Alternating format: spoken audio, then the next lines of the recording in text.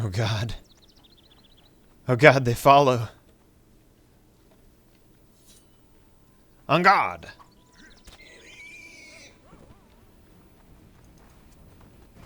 Witcher came to town and killed all your pigs. I shouldn't do this. You're safe now, madam. Your chickens have been butchered. Fight me. Fight me. Fight me. Ka-chow. I learned that trick from Dark Souls, but he died with a smile on his face. You fucker! Wow! Language? I do like me a game of guard tag. Let's play guard tag. Gah, you're it! You're it, you're it, you're it, you're it, you're it, you're it, you're it. Hey, hey, hey, hey, this is between him and I. I'm carrying too much weight. Look at him, Corporal, sir. Got remorse on his face, he does. Seems eager to make amends for his crime and become a law-abiding citizen. Yeah, that's true. My hand must have slipped. Listen well, you lout. I don't believe you for a minute. But you'll escape the Reaper this one last time, provided you pay a fine here and now, to be remitted promptly to the Fund for Widows and Orphans, of course. The Fund of Orphans and Widows. And don't dare raise your hand at a soldier again. Don't worry, officer. I'm sure it'll never happen again.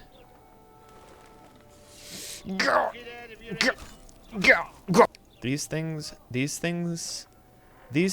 just do happen. How's it going? How are you? Uh-oh. Kill the bastard! Oh!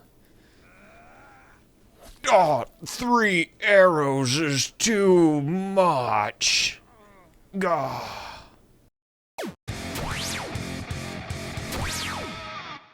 Hello everyone, my name is Atratzu and today I'm giving you my thoughts on The Witcher 2 Assassins of Kings Enhanced Edition. This game was developed by PROJEKT RED and released May 17th, 2011. It's priced at $19.99 and I played for 35 hours and my playthrough was on the easiest difficulty. I tried to get all the side quests. After I was finished with that, I ended up racking up some additional time to a total of about 50 hours trying to get all the rest of the achievements, all except for the final achievement, which requires me to play on the hardest difficulty, and I don't really want to do that.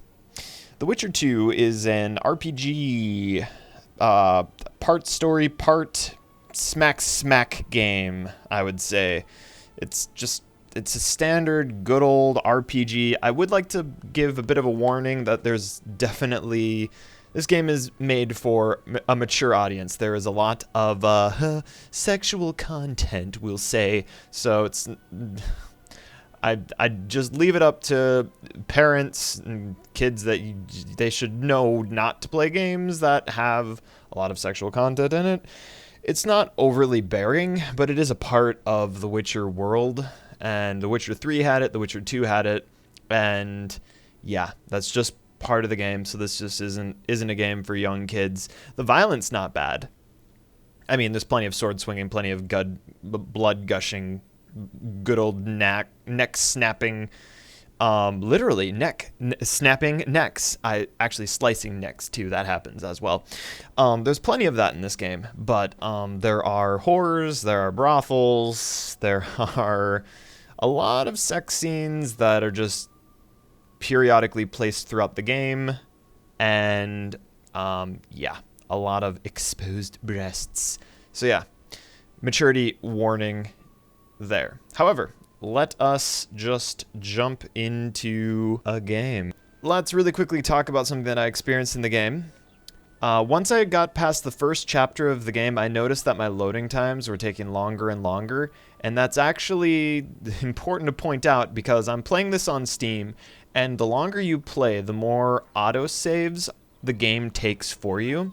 The more autosaves you have, the longer it takes to upload that information to the Steam Cloud if you have Steam Cloud Save enabled, so it takes longer in between games, and then it takes longer to load into games. It got to the point that, honestly, if I was trying to reload saves by Act 3, towards the end of Act 2 and into Act 3, my game would actually crash because it was overwhelmed with how many save files there were. And you see a little bit of that when I click load game and we wait, and now it's up. The more saves that you have here, the longer it takes to go through these. And I had a lot of saves in here. My count was, I think I had about 1,000 files in my save folder for this game, which I actually reached the capped out amount, which was 500 files. It's 1,000 files because 500 files were pictures and 500 files were the actual save. They have to have a picture for this graphic here. So yeah, beware that. That is a bit of a problem with this game. So you have to manage some of the file stuff, and your game will occasionally crash. I don't know how enhanced the enhanced edition is for this game. However, I can tell you confidently that I have enjoyed playing The Witcher 2. When I played The Witcher 2, I was going mostly for the story. That's what my... Oh, hello. Oh, hi. Okay.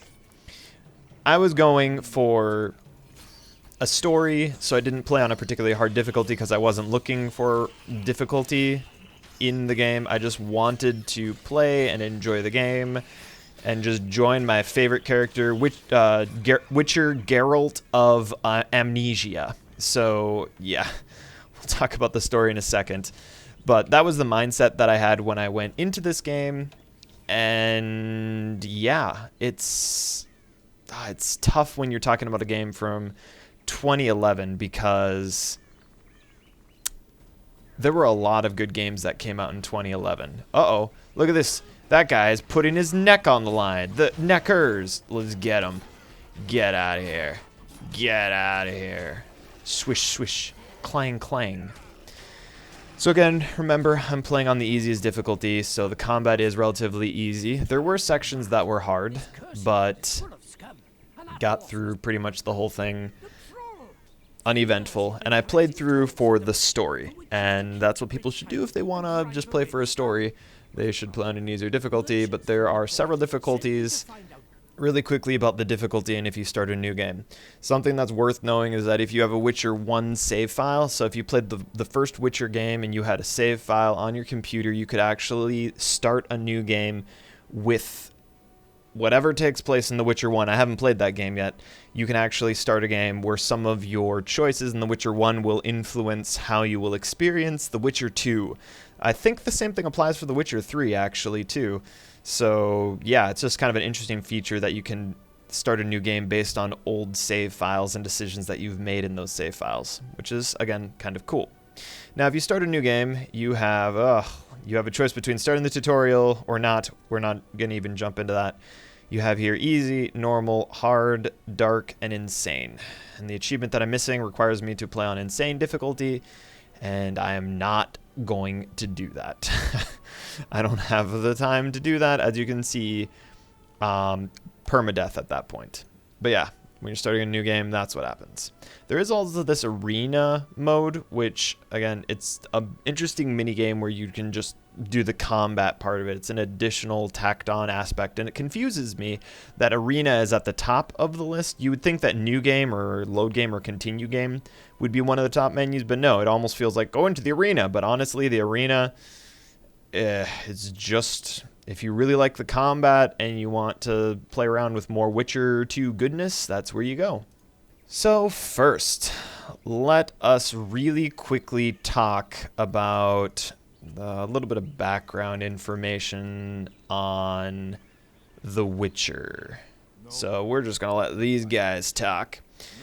The Witcher, this gentleman here, not the troll, this boy, this is Geralt of Rivia, and he has lost his memory. And I have been slowly working my way backwards through the Witcher games. The first Witcher game that I played was The Witcher 3. Uh-oh. Get out of here. The first Witcher game that I played was the Witcher 3, and that was my first introduction to Geralt of Rivia. It was an open world RPG. Really enjoyed that genre of game, enjoyed that game, and I look forward to going back to it at some point. But we're not talking about The Witcher 3, we're talking about The Witcher 2. So, anyway, I'm working my way backwards through the games, and so I played The Witcher 3, got familiar with The Witcher 3. All of these games stand on their own. You can jump into them and play them in any order, and it's perfectly fine. Though this is, again, an older game from 2011, there are some things that you can tell that it's definitely a 2011 game.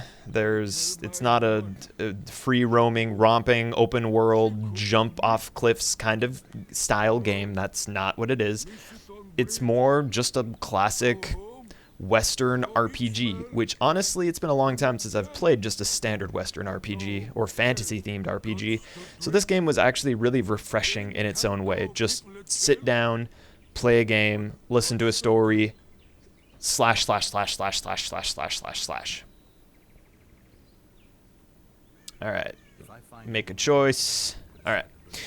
So let us talk about the story of The Witcher 2. So if you didn't piece it together from the title that Witcher 2 Assassin of Kings, I could potentially spoil a couple things by talking about the story.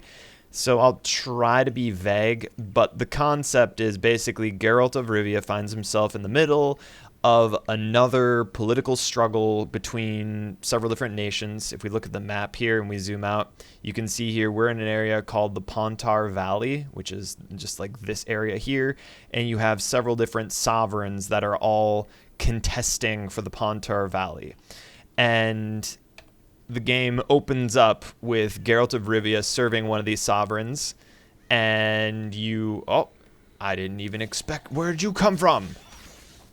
Man, you stink.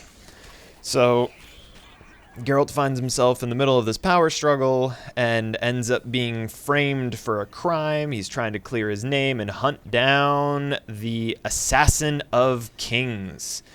So that is what sets the story going, and there are several different characters that Geralt meets and join him in his quest. There are several different choices that you make during the game that will require you to replay it. Actually, if you want to see the whole story, you'll need to replay the game at least once and make additional choices. One of the things that's really interesting about the Witcher stories in general is, for me, it's just like the thought of, okay, how much of a difference is the story actually making? All right, everyone is familiar with Telltale games. Clementine will remember that. Like everyone knows when a game's just like, what kind of impact is this actually going to have on the story? In The Witcher 2, it actually makes a significant difference. And so actually choices that I made in the epilogue of the game come back at the end of the game. I was extremely impressed. So when it comes to storytelling, just A+. I really enjoyed the story in The Witcher 2. If you're in the mood for the fantasy style, I would say Game of Thrones, but it's not really that. The story can be as simple as man with magical superpowers is trying to recover his lost memories and clear his name, or I would recommend this option more so, or you can be invested in the backstory of all the different characters and the lore of the world. And really, The Witcher 2 is just kind of a stopping point on the way to The Witcher 3, because The Witcher 3 is where the story really kind of accelerates. I would love to comment on the first Witcher game, but I haven't played that game. So I'll need to get back to you at some point in the future when I cover the first Witcher game. But at this point, haven't experienced it, can't comment on it. I'm sure it's great, just because so far the Witcher games have done really, really well. So, let us now move on to talking about the gameplay.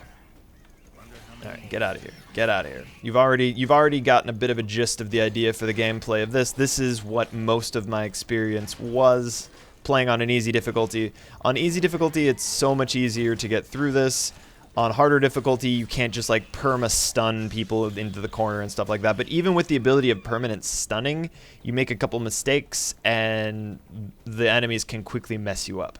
Now, there was another way that I played that would annoy a lot of people, and it was that I can't perform that there. I used as few level up skill points as possible. So this is the leveling screen, and this was really early on in the game. I have moved my save files. I'll show later. I'm planning on showing what my game progressed to if it doesn't crash, but I try not to use talents.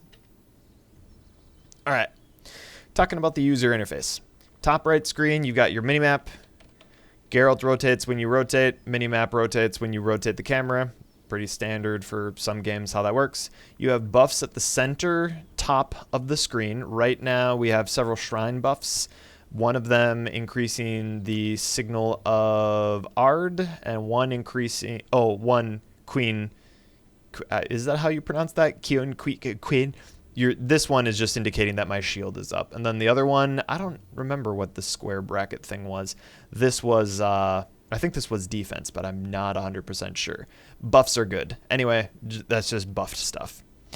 And then to the left over here, you have your health bar, which is the red here, and then your experience bar, which is the white bar here. And then this blue pulsing plus sign is indicating that we have skill points to spend. Over here, we have indicating the power. I forget what this is called, actually. This is if I can cast signs. So pretty soon here, I should be able to cast one. All right, one was replenished, and then we'll get two, and then that'll come back. Once there, two. Out of combat, we're able to cast two. Next to that, we have here your toxicity, and this is limiting how many potions that you can take. And in this game, I got used to The Witcher 3, where you could just take potions whenever you want, actually. In The Witcher 2, you have to take potions when you meditate, actually. All right, do we have any... No, yep, we do. There we go. Good. So we can put items in our pockets. I wanted to now indicate at the bottom left of the screen, it shows which sign we're using. You choose the sign, you press Q, and you cast the sign. Now, you also have a handheld item, which in this case is a bomb, and you throw the bomb with your R key, and that tosses it. And there's supposed to be an earth-shattering kaboom, but there's no more of those. Next up, let's talk about all the different movement key stuff. So, as said, you cannot jump.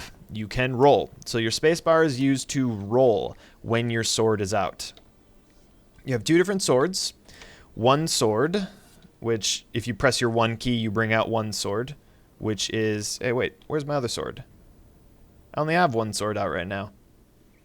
And we're back. All right, so as I was trying to demonstrate, you have two different swords that Geralt uses. One, which is a steel sword, and you press the one on your keyboard to bring it out, or you can press 2 to bring out your silver sword.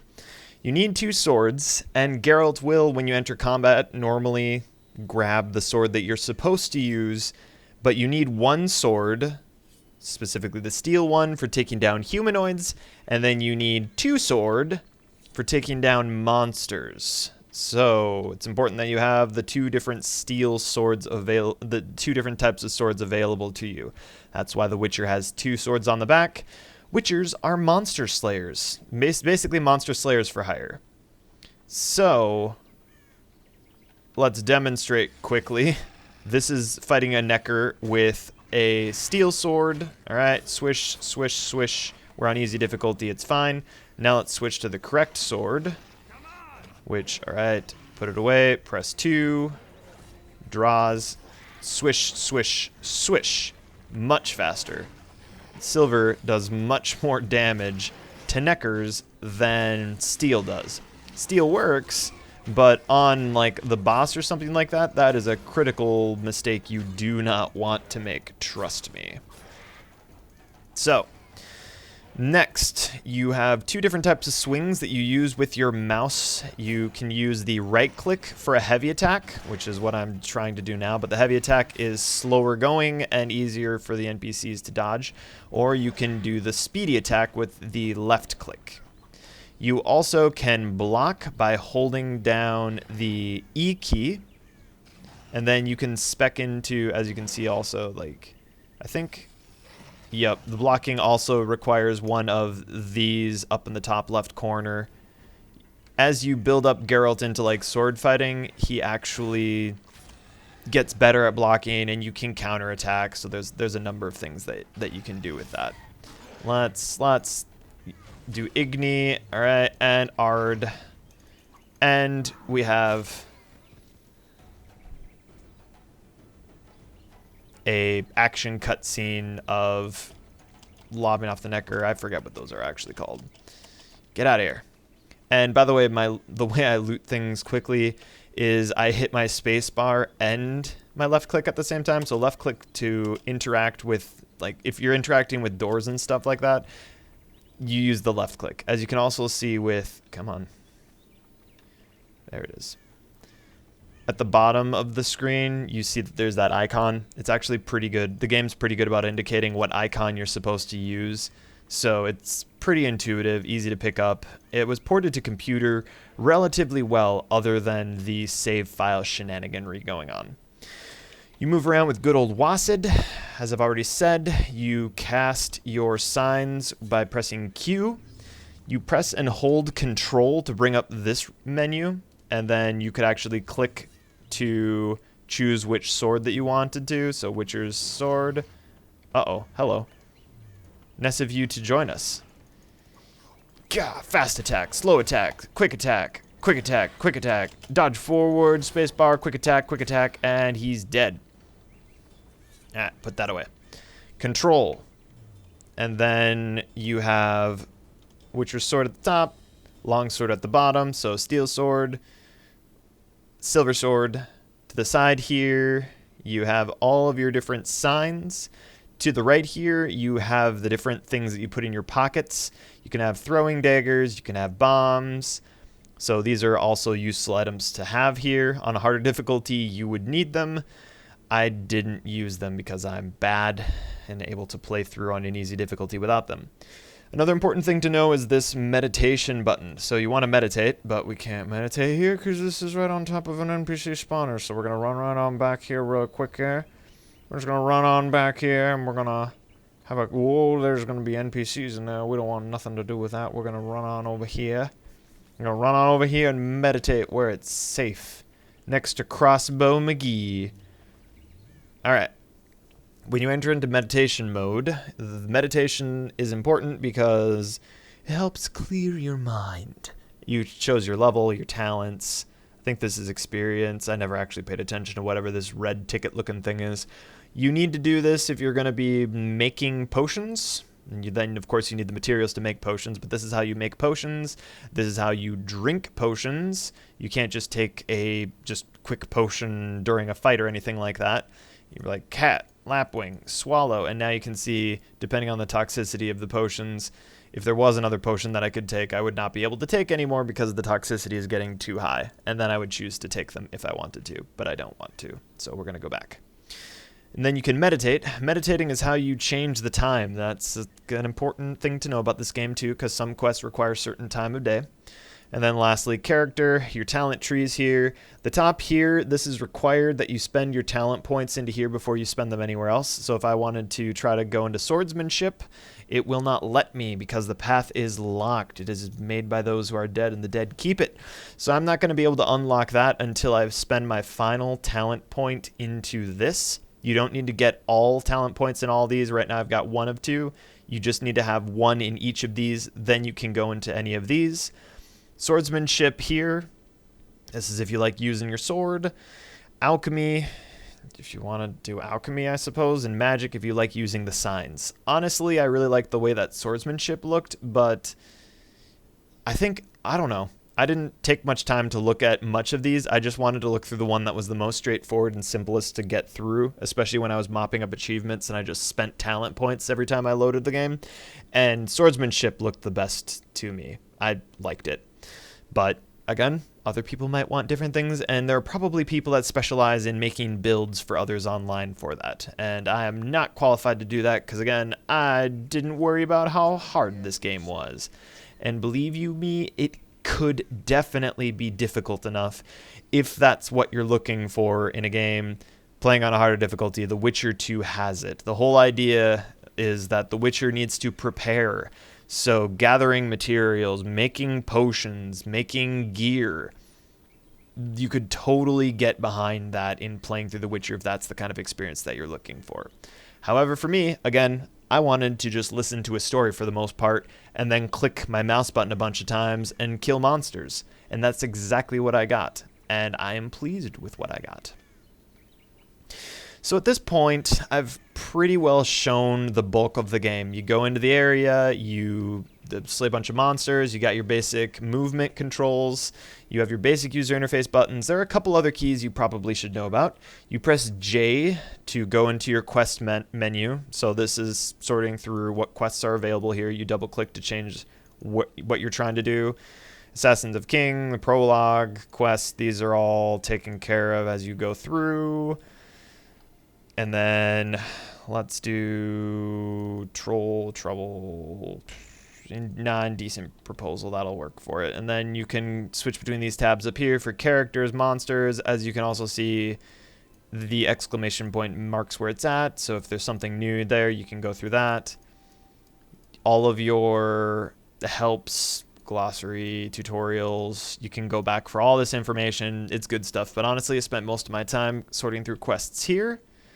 And then you can also indicate on the mini-map you see at the top right, you see there's an arrow pointing. That's showing roughly in the direction that you need to go. You can press M for map, and then you can scroll in and out. You can scroll out to this point, and then it takes you to the other map.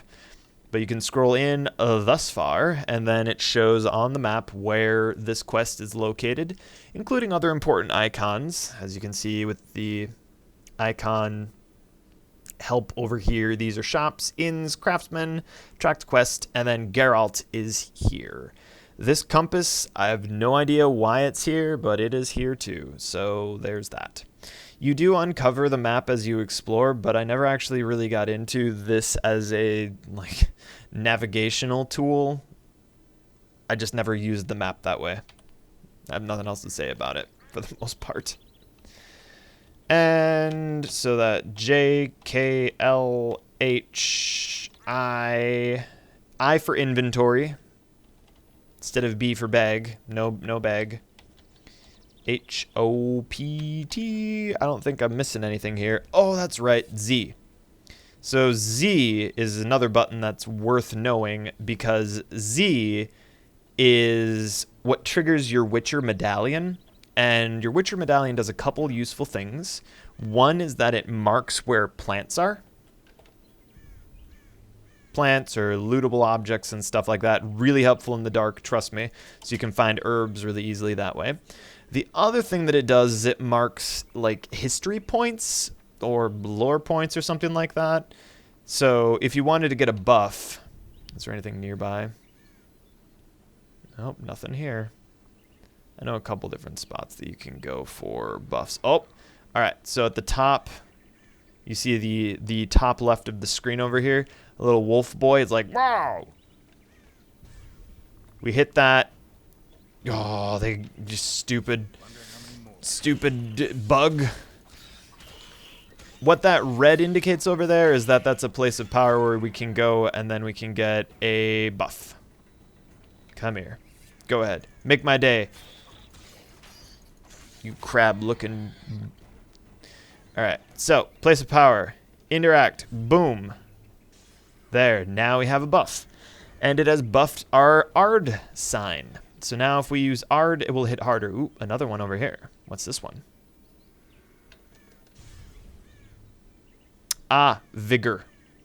I don't know if that's health or not, but yeah. Talking about the inventory, it is worthwhile knowing that this is how much weight that you have. Geralt can carry 30 on him, and naturally what he is wearing also factors into it. I really didn't, like, when you're over encumbered, you just walk really, really slowly.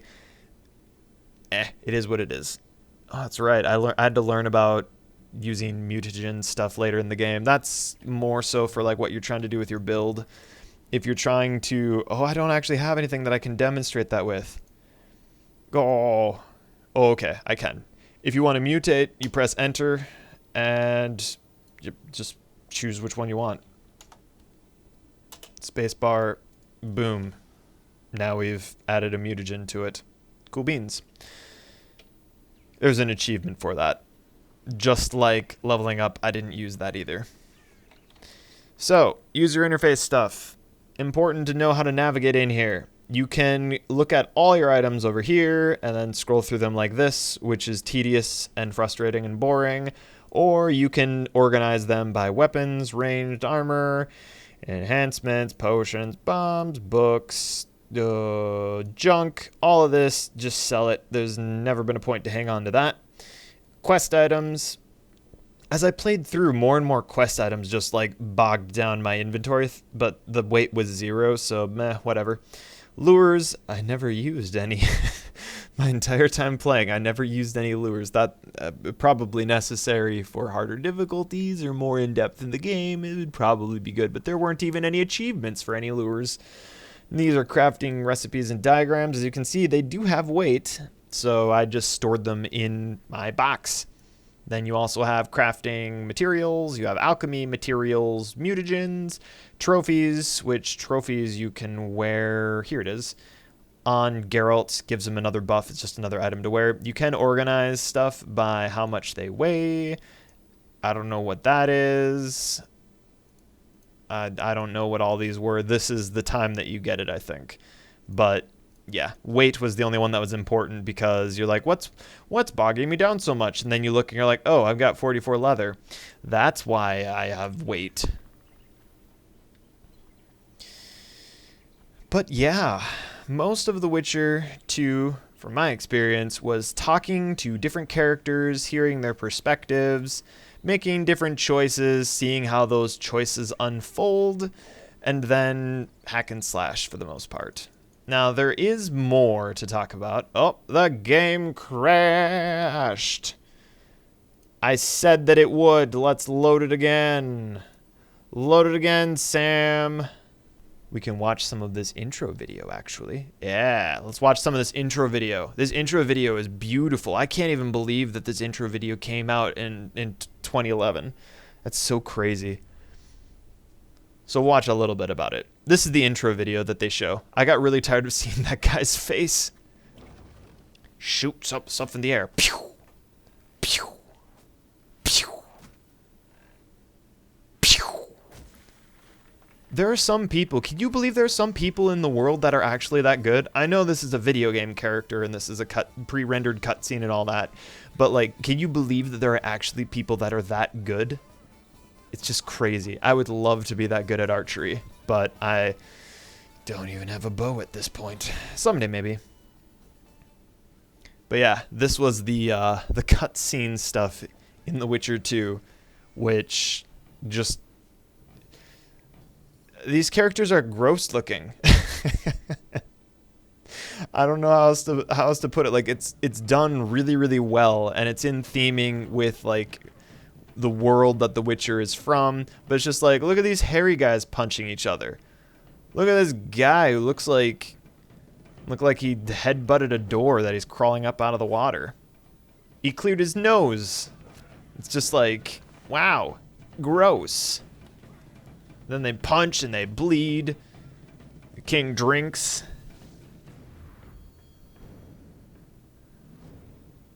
Look at that. Spits out blood.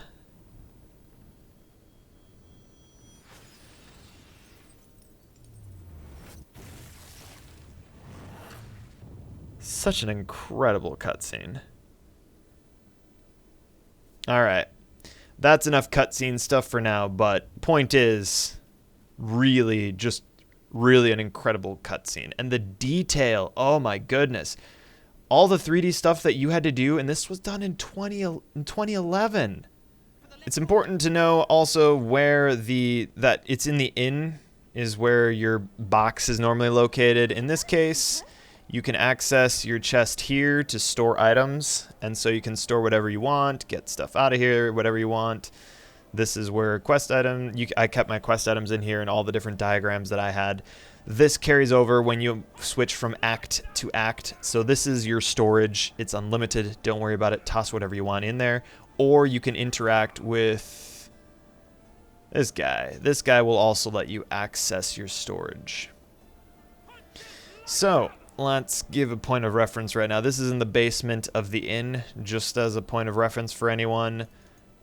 Here's the front of the inn. Normally in the front of the inn, you have a bounty board here that you can pick stuff up. They do not replenish, so grab everything from here, and then you're done for the most part. In The Witcher 3, they did replenish. Oops, I guess we're going to start that torch, don't mind me. By the way, I would find myself getting stuck on doors occasionally, trying to open them, so that happens as well. Save often is save frequently. And running down here, let's partake in some of the activities, shall we? First, let's get in a fight. Let's fight. And bet it all. So I was worried about the fighting at first because it looked really, really tough, because I was just like, I can't follow this. Like, okay, S, all right, W, D. And then I realized that its location, it's WASD, and it's where it's located. So all I need to see is that it shows up on the top right. So then I just hit top is W, right is D. So all I do is wait, left, boom. Once I figured out which direction, that the direction corresponded to which key I was pressing, I never lost a fist fight in this game after that.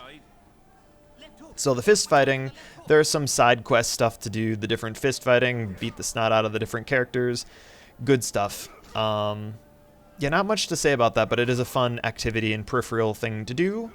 Next, let's talk about gambling. Let's roll dice. I had to watch an online tutorial for how to play this game because I didn't understand anything about it, and I still don't really understand it really well. Again, I would say look up dice game Witcher 2 if you really want to understand it. Here's what got me by.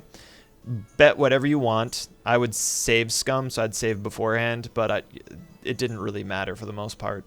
Everyone says use the corner trick, where you push the dice into the corner so that they all stack up, and then you find a nice spot on the board, and then you drop it there, and don't let the dice fall off the corner. If the dice falls off the corner, then you lose that dice, so be careful.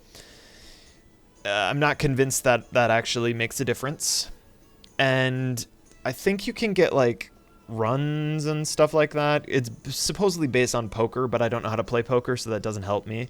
What I try to do is I try to go for matches.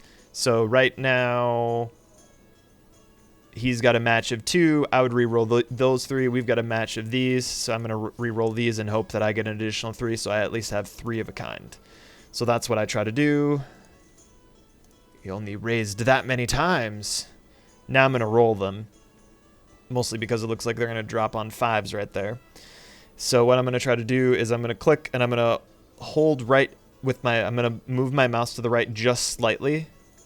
And that directs which way the dice are going to go. Ooh, we almost got the full set. Look at that. There is an achievement for getting 5 of a kind. I got it. I was amazed that I did. So that's what you try to do. And we won that bet. You can challenge him as many times as you want. Let's try betting again. And let's drop him here. So another thing to keep in mind is that there are different types of stars. So you see the Roman numeral 1, that's a circle. And then Roman numeral number 2, I don't see it.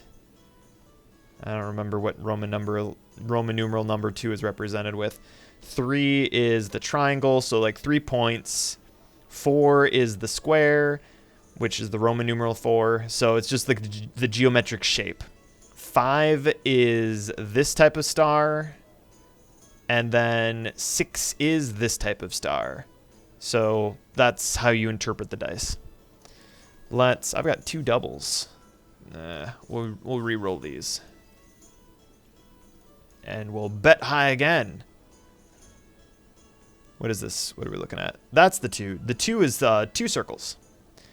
So we'll hold this and hold it slightly to the side.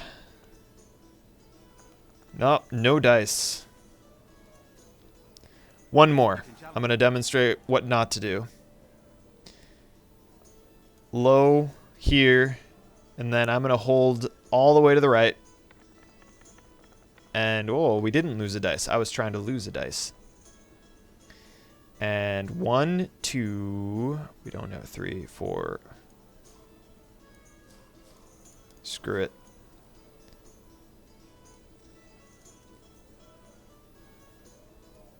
Goodbye. Guaranteed loss. There is, of course, I don't feel like I should be showing people. I'm not gonna, otherwise YouTube will be like, how could you? But this is the brothel section here.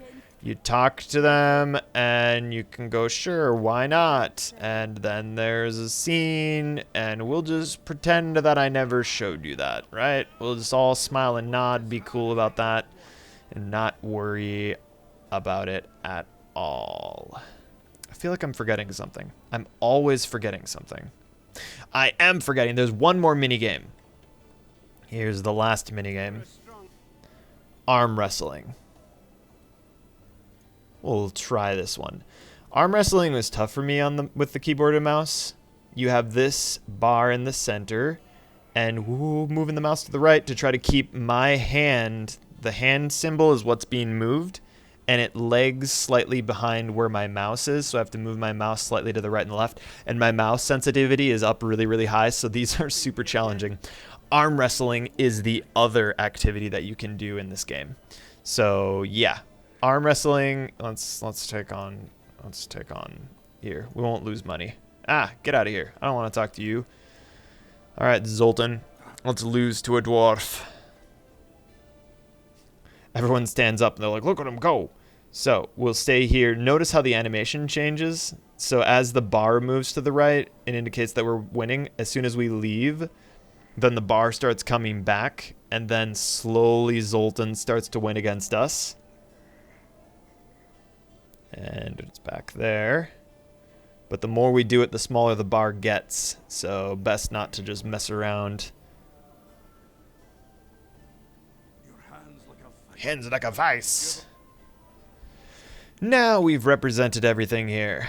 So let us have a look at what the game looks like with all these different saves, shall we?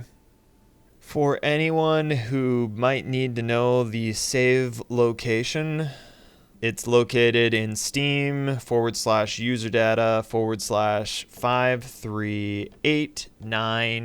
/538975525 /20920 remote. That is where the save data is kept. As you can see here, this is the loading screen, the main screen, when you have finished Act 1 and you are on to Act 2. And it progresses as wherever that you're at. Now, I should tell people that I'm going to open up my farthest progressed game, and I'm just going to quickly look through the quests and comment on a couple more things there. This is when I'm going to spoil some of the stuff in the game, and it might be stuff that's okay to be spoiled. It might be stuff that you don't want spoiled. At this point, you have more than enough to know whether or not you're interested in checking out The Witcher 2. Hopefully this video has been helpful to you. If you want to see more that's going to potentially spoil stuff in the game, and I don't know that I'm going to talk about that much more, but I just want to show where my game ended up and talk through some of the choices that I made in the game, some of the different things that I struggled with, stuff like that. Another thing, you also get like the videos that you can look back as well. Loading available flashbacks. Probably shouldn't have done this because it's going to take forever to load them all since I have so many loading files. There it is. So you can look at all these different things that you've unlocked. Unfortunately, on the computer, it's a nightmare to have to load stuff. So now we're just going to jump on in because it's going to take forever to load this thing. Clicking load is going to take an incredible amount of time. This is how my Geralt of Rivia ended up. One of the things that amused me the most is that I actually have had this dumb tattoo the entire game. because when I meet mages, they offer ways to clear the tattoo off of me, but I never actually took any of those opportunities. I went through the entire game with this tattoo that I got from an early on quest, and it's always amused me.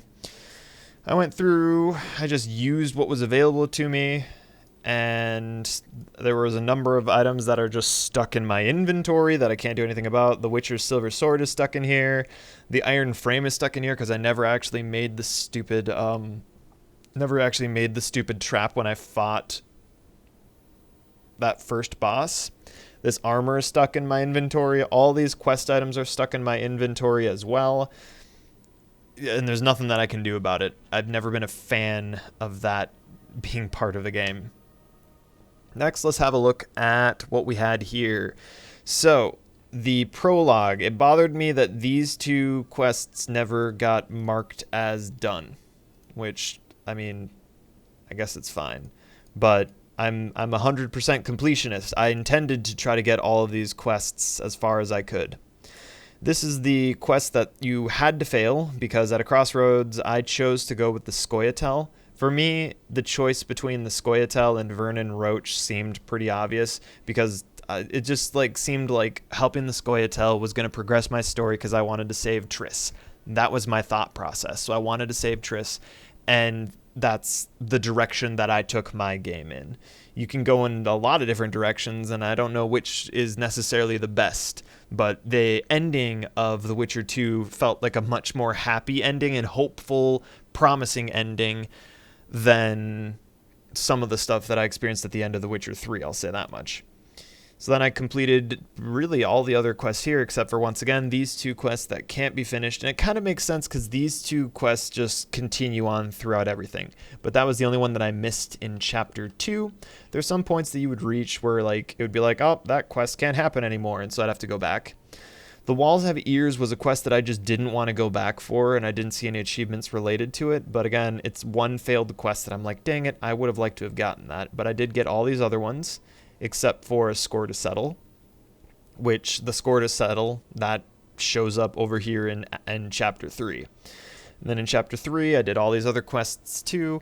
I didn't actually track down all of these different quests because since I got here with Yorvith, I was hostile to everybody, and I didn't find out until I played through a second time and went with Roach to find out what the story was from the perspective of the, what are they called? Blue flags? White flags?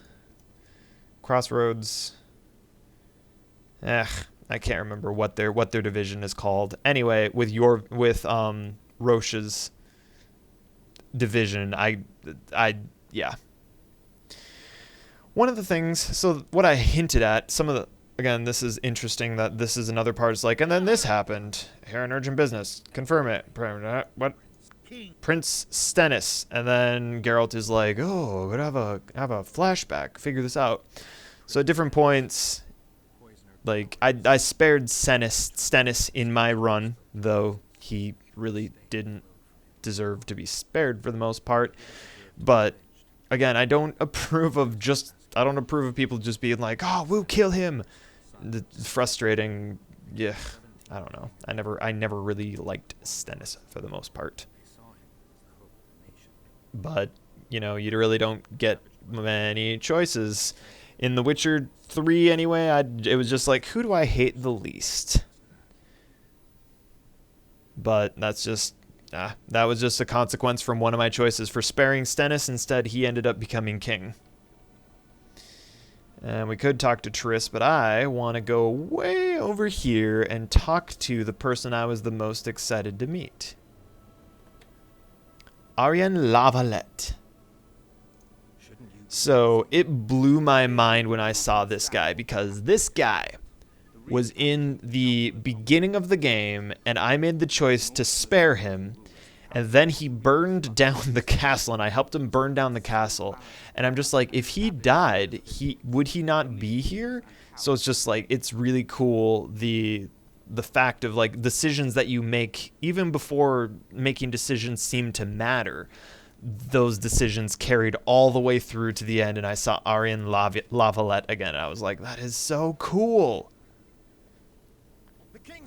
And this is New quest phase, a summit of mages. This is the problem of coming here with Yorveth. They all are hostile. Oh, they're just like, oh. They're just gonna attack you. Cool beans. I tried to reason with them, but they wouldn't listen to me because, yeah, that just wasn't an option for me. But yeah, there was a lot of stuff about the different characters in this game. Actually, it was really fun. Main characters. It was really fun getting to know Triss Marigold better. It was fun seeing Roach, Dandelion.